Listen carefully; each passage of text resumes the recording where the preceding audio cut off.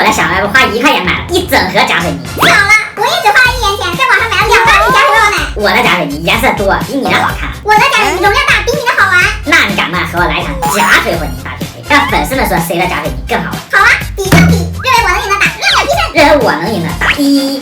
先来给大家看一下我的假水泥，一共有6种颜色，质感是非常的纯净。倒出来一瓶看，好透亮，好滑，一点也不沾手。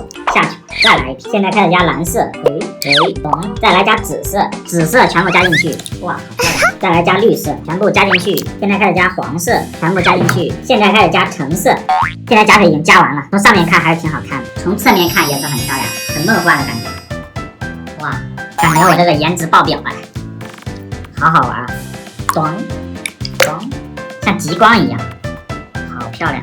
看我的泥混合之后多漂亮，你服不起？我不服，那你敢完全混合吗？我敢。胆小。再给大家看一下我的包奶假水，一款是白桃包奶，一款是草莓包奶。我们现在看一下这款白桃包奶，质感看着很细腻，手感软软的、滑滑的，这样挤起来看着水多猫呢，好可爱呀！还有一股甜甜的桃子味，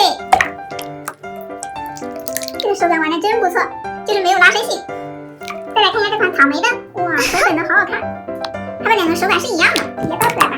它这个质感看着特别的水润，哇，轻轻的还能甩泡泡。哇，还挺有韧性的，捏着手感也好，玩着太解压了这个。